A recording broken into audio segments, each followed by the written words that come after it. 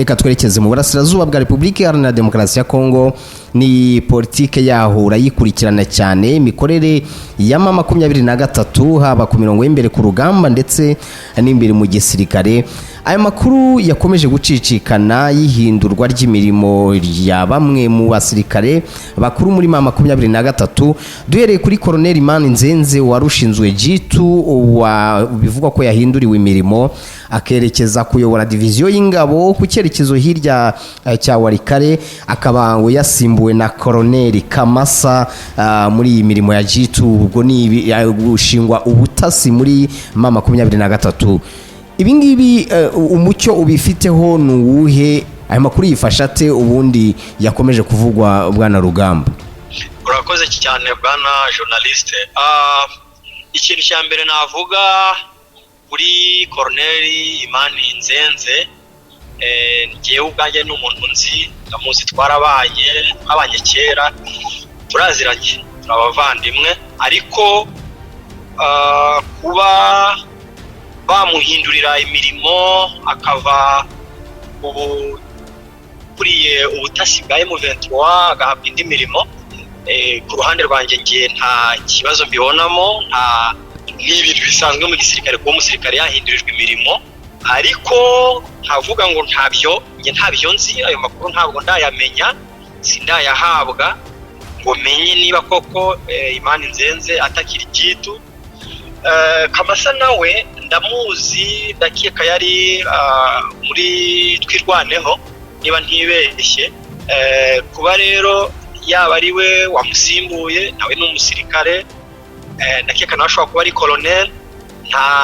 Nta kintu kinini nge muziho kuba afite iyo capacity yo kuba yayobora ubutasi bwa M23 ndetse na Twirwaneho.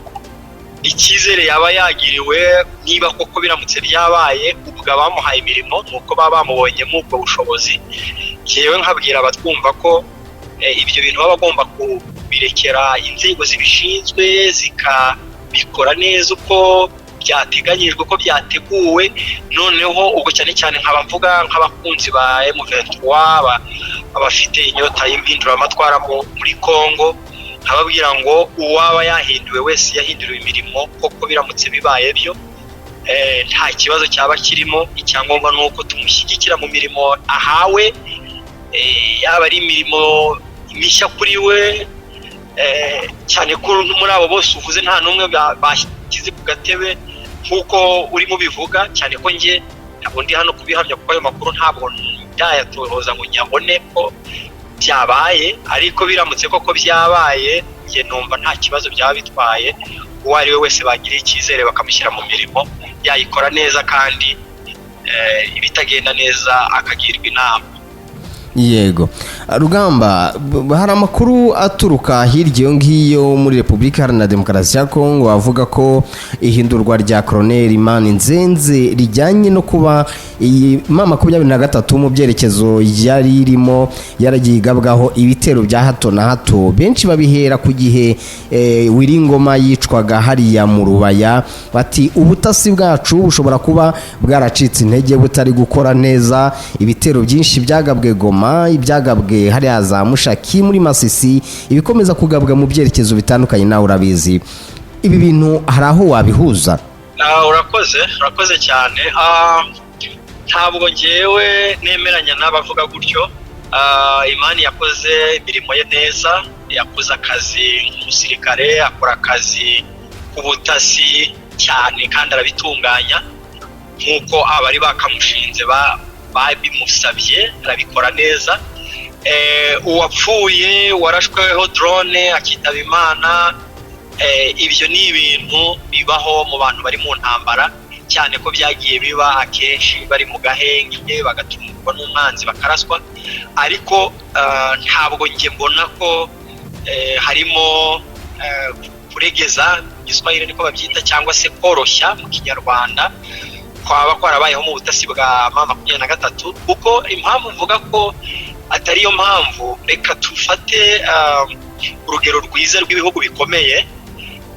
Urabona igihugu cya Isiraheli cyagiye kurasa, cyabwiye abanyamerika ngo mugende mureke tugende tujye kurasa muri Irani, twice Khamenei uriya ayatora mukuru, hanyuma bizatworohera gushyiraho ubutegetsi bushya buzumvira ibyo twe tuzaba dushaka. Neza Minisita Netanyahu yemeza neza Donald Trump ko nibaramuka babigenje batyo bizaba birangiye iriya Irani bazaba bayirangije. Ariko ndagira ngo nkubwire ko ubwo butasi butabaye ukuri, kandi twese twemeranya neza ko Mossad iri mu butasi bwa mbere ku isi bukomeye. So ibintu byose tugiye tugendera kuri ntuza kuri failure zigenda ziba, harimo kugira intege nkeya bitewe n'ibyo wanetse wenda ntibirize kugera kuri success. Nta muntu n'umwe waba afite ubutasi bwuzuye muri Israeli. Abatuye abahagera cyangwa abantu bakurikira amakuru yaho bakubwira ko intambara mu Israeli, izi nigero ndimo gutanga atagira abagira ngo wenda nasubiye mu karere k'uburasirazuba bwo hagati, ni ingero ndimo ntanga kuri Colonel Imani Nzenze. Muri Israeli baraharashe bahagira umuyonga, inyubako barazitwika, kandi babaga bafite ubutasi bazi naho bari burase, ariko bikanga bakabarasa. So kuba rero muri M23 harajemo ama incident hari yakomeye, abantu bagatakaza nk'abasirikare bakomeye, bagatakaza cyangwa se uduce ntaho bihurira na Nzenze. Haramutse habayeho niyo faiblesse, yaba ari faiblesse muri rusange y'icyama cyangwa y'ishyaka cyangwa y'igisirikare, ariko ntabwo numva ko baza kubyegeka ku muntu umwe ngo wumve ko igikuba cyakitse, ko Nzenze yananiwe imirimo ye, ko atagishoboye ubutasi. Ahubwo aramutse yanahinduwe, ubwo byaba ari cyo gihe cyaba kigeze kugira ngo bamuhe indi mirimo, barebe ko n'abandi babikora, kuko mu gisirikare ho muranabizi ko atari byiza ko umusirikare aguma ku mirimo imwe umwaka umwe 2 3, ntabwo babikunda, banga ko ageraho akaba wenda wa mugani wawe hanaza kuko koroshya akazazamo ikibazo. Yego. Hanyuma ku bijyanye n'umwuka nyine uvugwa muri M23, abantu bavuga ko atari mwiza, abarimo ba Baudouin Ngaruye, bivugwa ko ngo batacyubaha umugaba w'ingabo General Emmanuel Sultan Makenga, n'abandi bagiye batandukanye bashinjwa kwigwizaho imitungo mu byerekezo bitandukanye. Uyu mwuka uvuga utari mwiza, abantu bari kuyobya abantu, ubundi bimeze bite? Urakoze. Ibyo byose birasa neza toujours n'ikibazo warubajije cya Colonel Nzenze, cyuko bagenda bakajya kwivugira ibyaba abantu. Ariko buriya ayo makuru yose akenshi aba ari amakuru yavuye ku mwanzi, amakuru yavuye Kinshasa, amakuru yavuye Burundi. Ugasanga nyine byanga bikunda umwanzi agushakaho akantu kose katuma ashobora gusohoka amakuru atari meza. Ndagira ngo mbwire abatwumva ko bari abajenerali ngenda bazi, nta n'ikibazo ikibazo cyaba ni nk'uko nanjye nawe twagira n'ikibazo kanya tukiyunga, kuko bara n'abantu nta n'izibana zidakomanya amahembe, ni ku Kinyarwanda kiza kibivuga.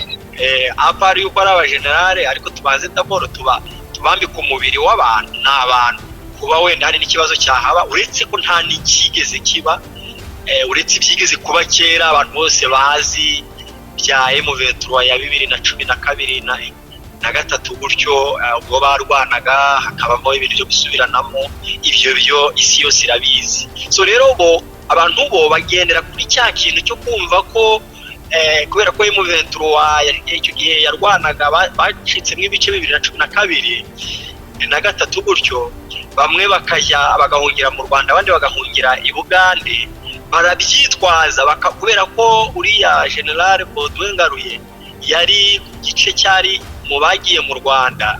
Noneho bamushinja kuba ngo ari umwambari wa General Bosco Ntaganda. Ibyo bikaba bitwaye ikizi? Ibyo ni ikibazo kuba yaba umwambari wa Bosco Ntaganda. Bosco Ntaganda si umuntu se, icyo si ikibazo. Icyangombwa ni icyo umuntu yarwaniraga, icyangombwa ni iki. Ubundi ibintu tuye tubifate n'igihe cyabyo. Ubwo icyo gihe cyarabaye, bararwanye, irarangira, intambara ntibyana bakundira, intambara irangira nabi, bamwe bajya i Bugande abandi bajya mu Rwanda. ariko kubifata umuntu akabizana uyu munsi wa none akabigereranya n'ibya 2013, njye numva ari nko gusubira inyuma. Ni nko kubwira umuntu ngo niba wari umugabo ufite akazi ukora muri banki, bongere bakugira umunyeshuri usubire ku ntebe y'ishuri ugiye kwiga ako kazi ko muri banki ukareke. Urumva uburyo uwo muntu waba umusubije inyuma. So ibyo birirwa bavuga ni izo ngero baba bagenderaho, barangiza bakajya mu itohoza ridafite gihamya, bakaza bagasohora inyandiko. Mwabonye zagiye zisohoka inyandiko zibavuga, yewe bagera nubwo bashaka kwinjira no mu miryango yabo. Ibyo byose ni ibintu byagiye bivugwa ariko badafitiye gihamya, badafitiye proof. Ariko amakuru nge nguha nkubwira nk'umuntu uba ufite amakuru abyibura aruta yabo birirwa bavuga, nuko nta kibazo bafitanye, nta kibazo gihari. Abajenerali bameze neza. Umugaba mukuru w'ingabo ni General Major Sultan Makenga. Baudouin Ngaruye ni umujenerali, nawe afite imirimo ashinzwe mu gisirikare muri AFCM 23. Ntabwo abantu bagakwiye kujya babura ibyo bavuga ngo birirwe bajya kuvuga abajenerali bameze neza bari mu ntambara, barimo kurwanira kubohora abakongomani babujijwe uburenganzira bwabo mu gihugu cyabo bazira uko basa n'ururimi bavugana n'akarere bakomokamo. Ahubwo ngo ubure kubashyigikira abantu bagiye birirwa bashaka icyabatandukanye.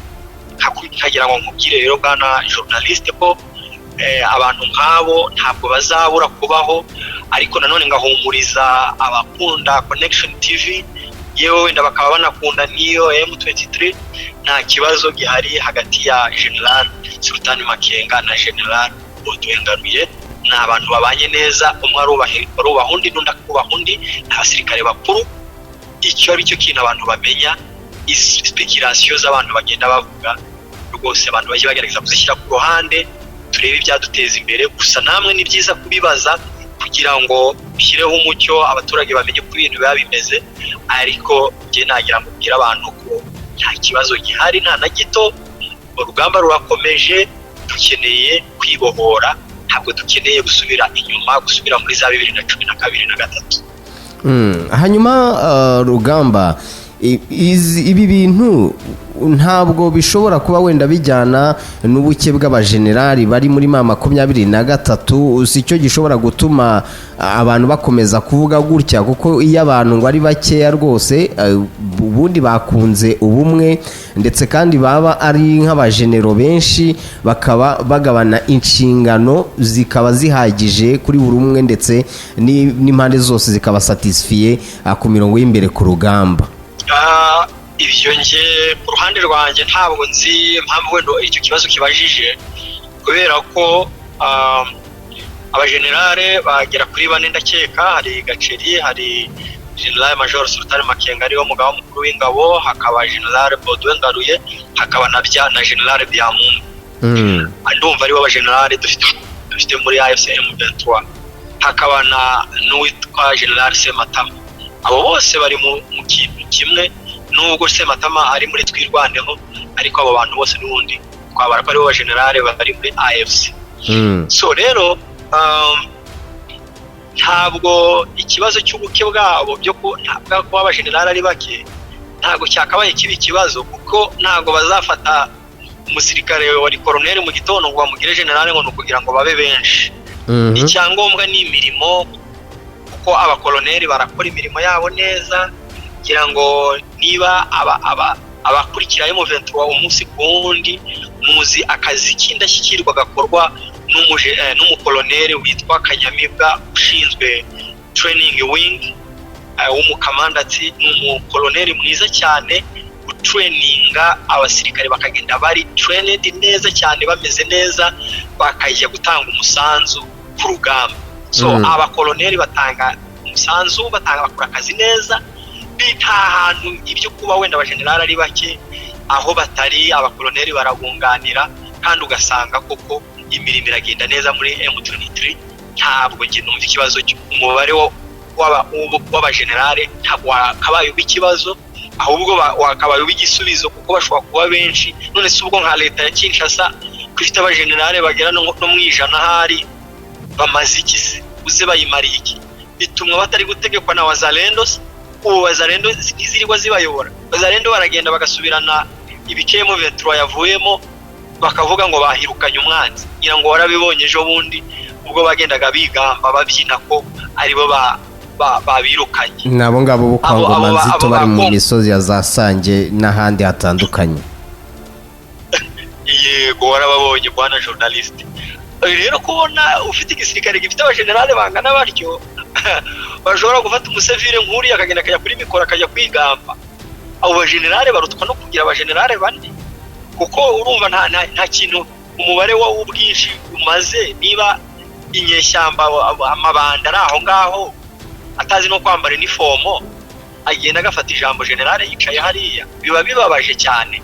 Twigeze no nigeze kuganira n'umwe mu basore bari naha babaye mu bihugu bya za Ethiopia, ambwira ukuntu babanye mu buhunzi n'aba uyu mugabo muri Kongolo urimo kugambanira abanyamurenge yabaye mu buhunzi. Ejo bundi yari impunzi muri Ethiopia, yarahunze. Wibaze nawe umuntu wahunze agahunga igihugu kimuziza isura ye cyangwa se ubwoko, bwacya mu gitondo bamwizeza amafaranga akava muri bwa buhungira agasubira Kinshasa akajya kugambanira ubwoko. Yewe neza niboneye amafoto bari mu nkambi n'uwo muvandimwe wanyu uraha, ibintu byose babanagamo n'abakongolo, ariko ambwira nanone uburyo bagiye babagambanira. Ntabwo ari ubwa mbere Kongolo agambaniye ubwoko, yabagambaniye naho bari mu nkambi za Ethiopia, bavugaga yuko batabemera ko ngo ari abatutsi, hanyuma ngo b'abakongomani. Kongolo we agenda avuga ko abo muri Noro ari abanyarwanda. Aba bantu bafite ikibazo kandi n'umuvumo uzabakurikirana. Wenda ikiganiro cyabo nabo tuzagikora undi munsi, ariko ndagira ngo akagambane kaba Kongolo abantu banakamenya ko atari akanone, naho yari ari mu buhungiro yagambaniye bene wabo. Rugamba, ese ubundi birakwiye ko Colonel Imani Nzenze warushinzwe G2 yatemerwaho wa mugani itaka yarimirwaho ibisinde nyuma yuko Kinshasa Ministry wa Defense Guy Kabombo Mwandiavita atangaje ko nukuvuga ngo systeme y'igisirikare cya FARDC yarinjiriwe amabanga yabo barayamenya. Ubundi nakazi kubutasi kaba karakozwe, nta nubwo yashimirwa ibyo ngibyo niba koko byarabaye. Iyi systeme ya FARDC yarinjiriwe amabanga yabo akamenyekana, bategura urugamba M23 ikabimenya, ntabwo ari ibyo gushimirwa kuri Colonel Imani Nzenze n'abandi bafatanyije G2. Urakoze cyane. Nge nakubwiye ngo nongera mbisubiremo, Nzenze yakoze akazi ashinzwe agakora neza cyane kuruta n'ibikenewe, kuko izo ni ingero nziza waruzanye. Ahantu bagiye binjirira systeme za FARDC, systeme z'ibibuga by'indege by'i Burundi, ibibuga by'indege bya Goma byinjijwe inshuro nyinshi. Nzenze ari G2 ari kuri ubutasi n'abira bitero bya Kisangani Bangoka Sangani bajya kurasayo ibikoresho bya gisirikare bya FARDC byari biriyo. M23 yinjira igafata umujyi wa Goma, igafata abanyamahanga amatekwa. Ibyo byose ni ubutasi bwo kumenya umubare w'abasirikare bari muri Goma, bakamenya abarwana n'abahe, abacancuro barahagana he. Ibyo byose ni ibintu Nzenze yakoze mu mirimo yari arimo.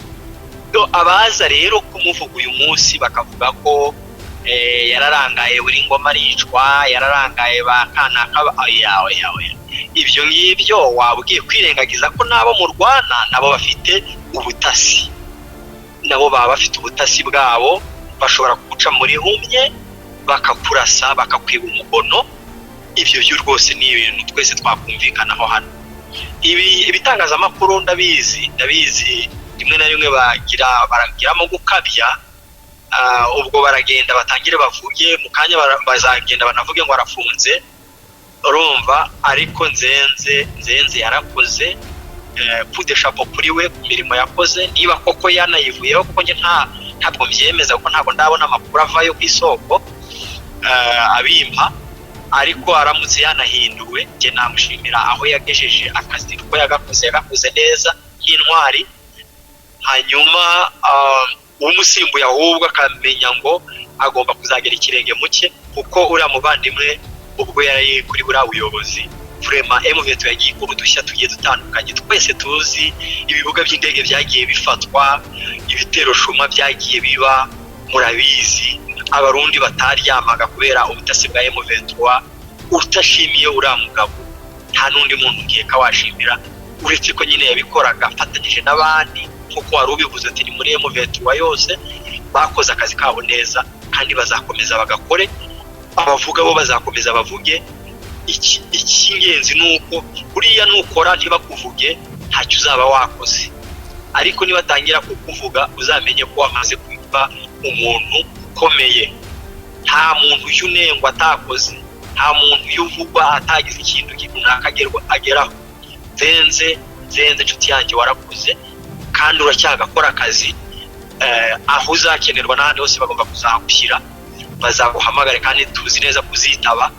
Ahubwo dutegereje kumenya neza niba uri 100% koko bamusimbuje, asigaye ugiye mu mirimo mishya koko wamusimbuye, tukamwifuriza imirimo myiza n'ishya n'ihirwe muri kariya kazi kaba katoroshye gakomeye k'ubutasi.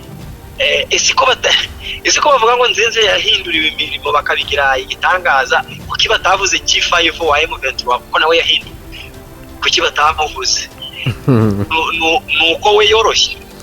So urumva ibyo byose ni amagambo y'abantu, ariko njye kavuga ngo icy'ingenzi nuko tuzi nawe nk'umunyamakuru ubizi neza akazi gakomeye bwana Nzenze yakoze, ariko muri iriya mirimo ikomeye twese tukaba tubyemeranyaho. ubwo bazamunenge kuko baravuga nanone ngo ntawe ushimwa na bose. Hanyuma Rugamba, izi zibaye ari propagande ntabwo zishobora kugira ingaruka ku cyerekezo cy'intambara ndetse no kuri revolution M23 ikomeje kurwanira? Urakoze. Ntabwo ngiye mbona ko hari ingaruka zirimo, kuko bibaye ari ibihuha. Wari ubashuti bibaye ari ukuri cyangwa bibaye ari ibihuha? Bibaye ari propagande za Kinshasa ndetse n'abandi bakoresha ibitangazamakuru bakwirakwiza amakuru nk'aya ngaya. Nta kibazo mbibonamo kuko ibi bintu twarabimenyereye, M23 yarabimenyereye kubarusha. Ni kenshi bababikaga ngo barapfuye, use ko babika nk'umuntu yapfuye kanswe kuvuga ngo yakuwe ku mirimo. Igikomeye ni ikihe? Ntubizi se ko buri munsi bababika ngo bapfuye se?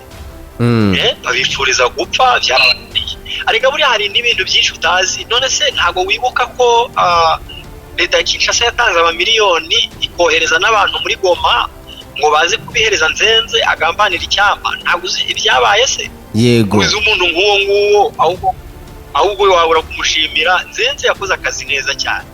Kumenya kubona abantu nk'abo ukabafata ukabashyira imbere y'ubutabera biba bigaragaza ubunyangamugayo bwawe. Uyu mugabo rero igitangaza aho naho rero ibijyanye n'abavuga izo propaganda zikinshasa n'abadede, ibyo ni ibintu tumenyereye.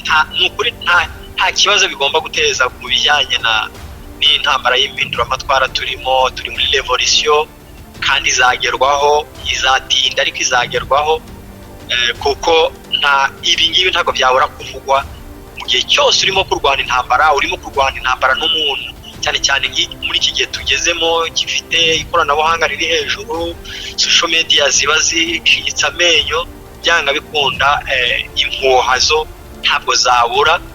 Ariko nanone burya mwarateguye ibitero byo kuzirwanya.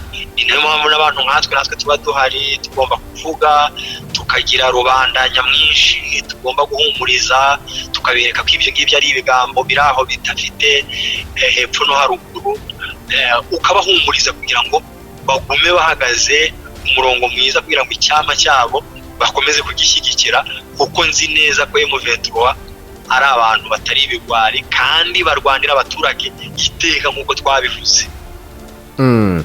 ese nanone kuba Colonel Imani Nzenze abantu bihangane kuba tumugarukaho cyane nuko ari we n'undi kiganiro gisa nkaho cyubakiyeho yakwerekeza kuyobora diviziyo y'abarwanyi ba 23 ku cyerekezo cya Walikale. Abenshi bati hari ahantu hashobora kuba hategurwa urugamba rukomeye ndetse kandi bikajyana no kuba Colonel Imani Nzenze afite uzoefu cyangwa se ubunararibonye ku rugamba nawe.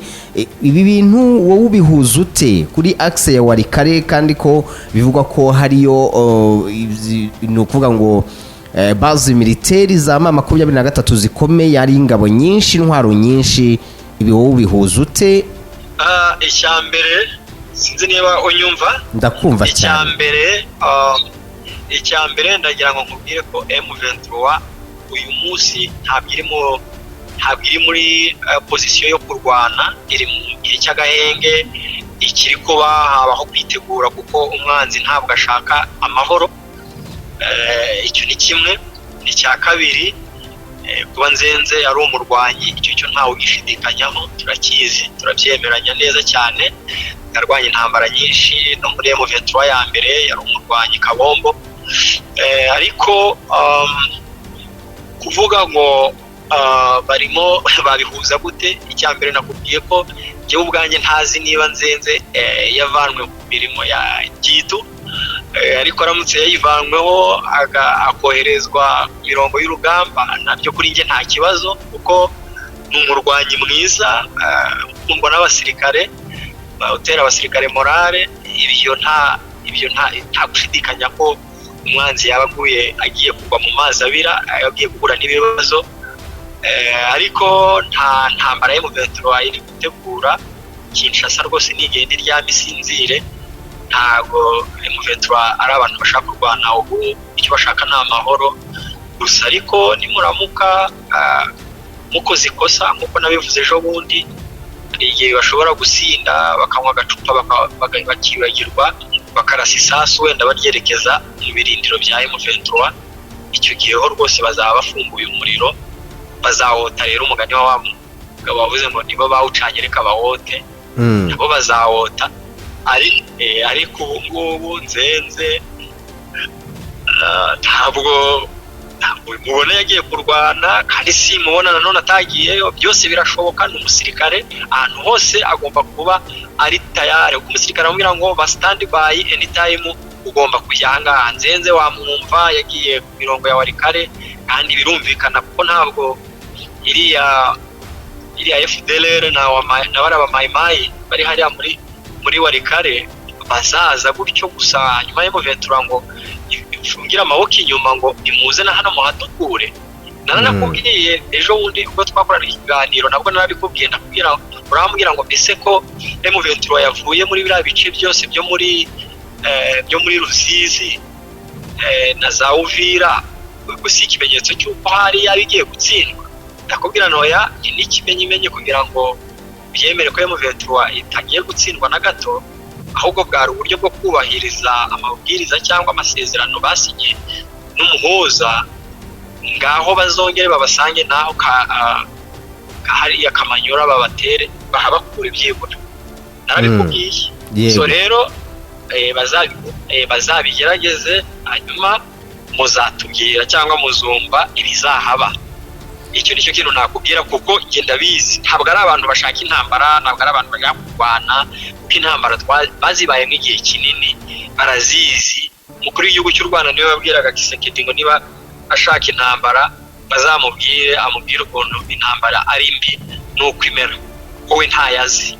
Na M23 rero izi ntambara kurusha undi wari we wese, uko baza abo bahatakariza, bazi inkomere bahakuye, bazi kibuzi bibasaba. Ntabwo ari bo bantu baba bifuza intambara kugeza ubu ngubu, ariko nyine iyo bibaye ngombwa ngo nyine urayirwana niko biba. Dusoza reka twerekeze kuri Perezida Museveni ndetse na Kisekedi. Abantu bakomeza kuvuga bati bano bantu bagambanira mama 23 mu buryo buri direct cyangwa se buri indirect. Wowe umubano wabo ufata ute kuri mama 23 wenda mu magambo make dusoza? uravuga umubano wa Kisekedi na Museveni cyangwa umubano wa Museveni na M23? Urumva ibyo byose bikomozeho rwose, n'uburyo ingendo za Kisekedi na delegation y'abaminisitiri hariya muri Uganda bavuga ko ari uburyo bwo kugambanira imama 23. Urakoze. Icyambere ndagira ngo nkubwire ko M23 iratuje, ifite ibiciyobora, ifite ahantu iri. Mu bihe bizaza Kongo nikomeza kwanga basideklara cyangwa se wenda nabo bashyiraho ubuyobozi inzego zose, kubera ko Kisekedi nibyo ashaka. Wundi umuntu wa mbere ushaka kubaho igihugu nge mbona ari Kisekedi. Ariko ku bijyanye na Museveni na Kisekedi, bino bintu twe twabivuze ariko ntacyo reka twongere wenda tubivugeho. Ni ukuvuga ngo Kisekedi we ubwe niwe uza kureba Museveni. Yego. Kandi kuba yaza kureba Museveni bagasinya andi masezerano ubufatanye mu by'ubukungu cyane cyane ho nabonye mu by'uburobyi n'ibiki byose no kurinda imipaka. Yewe ibyo no kurinda imipaka. None uribaza ngo Uganda izakurinda iyi mipaka ihuza na Kisekedi. Ntayo mbona, sinzi kereka wenda ruguru muri Ituri. Muri za Ituri cyakora muri za Ituri niho Uganda aho bita za Bunia.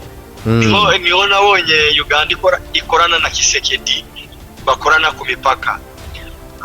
Rero abantu nibyo byandi twakomeje kuvuga kuva twatangira ikiganiro. Buri abantu barakorereza, abantu barakabya, abantu batekereza ibyabo bashaka kwivugira, kumva ko Kisekedi yagiye mu mwiherero cyangwa bagiranye ibiganiro by'umwiherero bidafite undi muntu, byo mu muhezo bidafite undi muntu wabyumvise, ubwo buriya bavugaga mu buryo bwo kugambanira M23. Babwiwe n'iki se ko kuki se bataganira nyine kuri ubwo bukungu, kuri ubwo bucuruzi bwabo niyo mipaka yabo bahuriraho, cyane ko no muri ibyo bice bya za Ituri murabizi neza ko hariyo ADF naru, hariyo za Kodeko zazengereje abantu, zamaze abantu. Ibyo byose twese turabizi. Rero kuvuga ngo bagiye mu mwiherero baraganira ariko icyavuyemo bari barimo kugambanira M23, ibyo byose nshuti yanjye, ibyo byose ni ya magambo tu, kuko nta nyandiko ifatika twigeze dusoma twahawe ivuga ngo hano Museveni yemereye Kisekedi ko agiye kurwanya M23. Ntacyo twabonye. Museveni twarabivuze ejo nge nawe tuvuga ko ari umuntu uzi kubana n'abantu babiri, umuntu utaba muri munyangire, ni umusaza umenyereye, uzi politiki ya kano karere kurusha undi muntu wari we wese, arayisobanukiwe. Aba ba Kisekedi ni abana mu gakino kuri Museveni. So rero ashobora kwisinyira ibye na Kisekedi, wenda se Kisekedi akaba yanamubwira ati si nta kuntu waturwanyiriza mama 23, ariko ijambo yamubwira ni no, kuko barabizi bazi M23 ibyo bayikoreye muri 2013. Ntabwo hamya ko uwo muvumo uyu musaza yakongera kwemera kusinyira. Urumva cyane ko noneho ubu ngubu biragoye, ntabwo ari ugupfa kuza noneho ngufe. Actually nta point ijana isunikira Museveni kurwanya M23. Ari ubwo butunzi bwa Kongo ntahumure Kisekedi azabumuha kuko arabubunza, yabuze ababuha. Ibyo rero tubwira abatwumva, dukumuriza abatwumva ko nta bugambanyi buri hariya hagati ya Museveni na Kisekedi. Icyo cyo rwose abantu bazanagikuremo. Kisekedi ari mu bye, ari ahanganye nayo M23, ahanganye uyu mugabo umunyapolitike w'Kinshasa witwa Martin Fayulu, nawe yabyutse yarakaye. Ahanganye na byinshi. Ntabwo M23 amine ntabwo afite, ntabwo yorohewe. Kandi ndakubwiye nongere ngusubiriremo, ntabwo Perezida Museveni kuri iyi nshuro azagambanira M23. Abaturage baryame basinzire, nta gitero mbona kizaturuka i Bugande kijya kurasa M23.